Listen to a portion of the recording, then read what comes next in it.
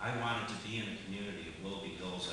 I grew up in Cleveland, we lived in Euclid, and when we reached the point where we had now 2 small children and we're thinking about schools and what was the kind of environment we wanted to raise our children in. And growing up in Cleveland, I had a house and a driveway and a house and a driveway and a postage stamp backyard, and I always thought that having just a little bit of elbow room, not too much, just a little bit, was a dream of mine. So getting 1 acre of land and a nice house and a nice community, these are things that I wanted. And to see that with scandals and with mismanagement in government and being reported in the newspapers and the neighbors talking, and everywhere you go, you're from Willoughby Hills, oh yeah, I read about that on the front page of the Plain Dealer. You know, those were the things that were frustrating. Obviously, the other end comes out of your pocketbook. Seeing your taxes continue to go up, seeing levies going back again and again and again, increased taxes with not even knowing if those taxes are going to the teachers, to the students, to the governments that, to the people that really need it, or are they being wasted? Are there good managers in there? And those were some of the frustrations. I hope I answered that. I'm a Christian. I pray every day. I appreciate your prayers and your support, and would welcome that at any time, in any way that you feel is appropriate. Yeah, since the topic of Agenda 21 was brought up, do you think that would be a good campaign tool to use against your adversaries? I've been handing a lot of pamphlets out. I'm surprised nobody has ever heard of this. And I just think that would be a very good tool to use against these other people to make the rest of the citizens aware of what these people are trying to do to us.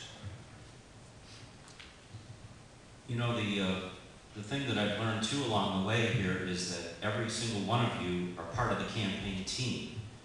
And you are so important to bring up a point like that, to be able to go and talk to your friends and your neighbors, and to be able to go to a campaign like, I passed out some sheets here of the different candidates that I want to be part of Team Lake County. You can reach out on their website and Facebook, and you can communicate, social media. You can be part of the campaign.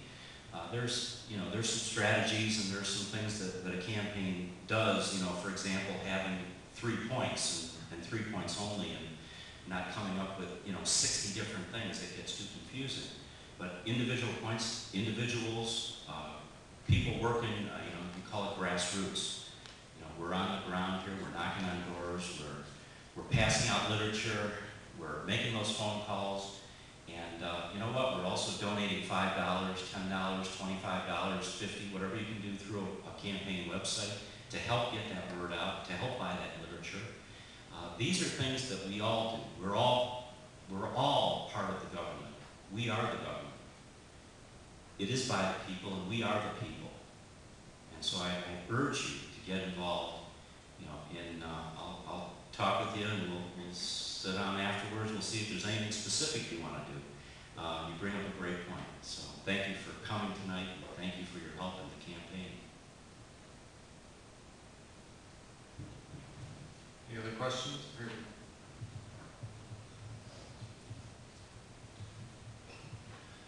Hi, my name is John Lesnick. I'm from Mendon, Ohio. About 3 or 4 different things that I've been hearing. I hear about supporting the college.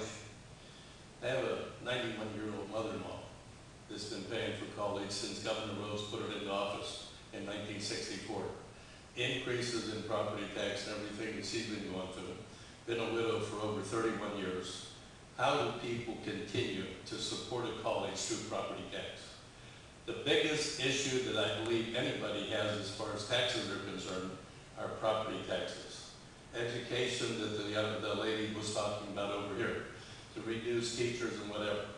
Mentor at a given time had approximately 12,000 students. They're down to 8,300. You can't maintain all the teachers, all the schools. Mentor's closed 3 schools. Why did they close them? They don't have the enrollment. Property tax values have gone up. I've been at the sales tax meeting to listen to the increase of the 0.5%.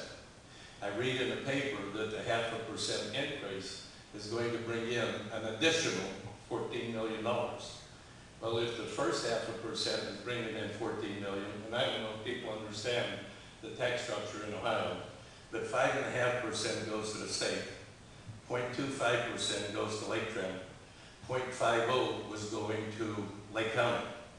Now it's the same, 0.5, a 5.5 going to the state, 0.25 for Lake Trent, and they're looking for an increase. Now it's not 0.50 going to Lake County, it's 1.0. They doubled their income, and nobody knows where the money going, what's the money going to be used for. There's things that they talked about when you say 64% of the budget goes for, the jails and for things like that. Where are they putting the kids in jail? You have to pay, what, $67 or $68 per day for someone to be housed in jail. I understand even from the other communities, people are sent out to Paynesville to be put in jail. They're being paid from the other communities to bring money out. Where is all this money going? The tax money on property tax. We've been discussing school funding. Dan Troy, who is our commissioner now, was down in Columbus, I don't know, 15, 20 years ago. He was down there for approximately 10 years. Representative Young was down there and whatever. They say they cannot find a silver bullet to fund schools. Yet, part of it says it's unconstitutional to fund schools through property tax. I've tried to use the terminology of discrimination.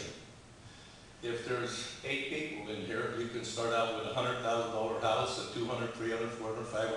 Why does one person pay 8 times as much to send his kids to school because he's got an $800,000 house compared to the one that has a $100,000 house?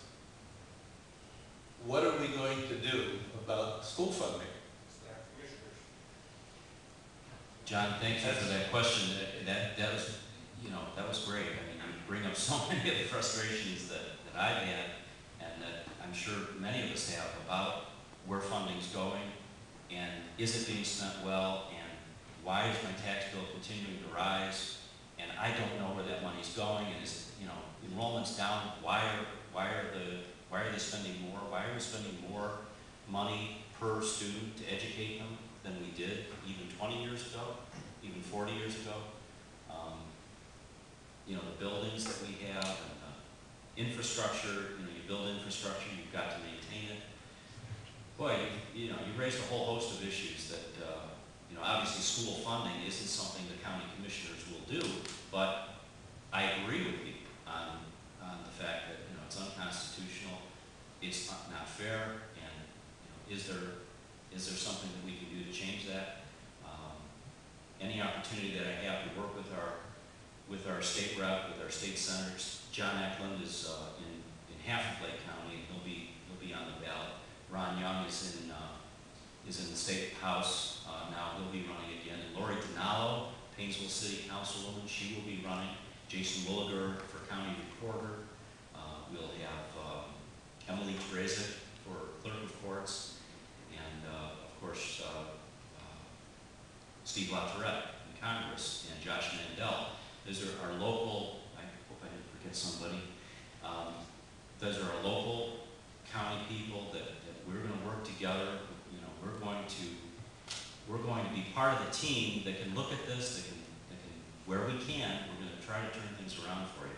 Can't promise you all that's going to be solved in 4 years.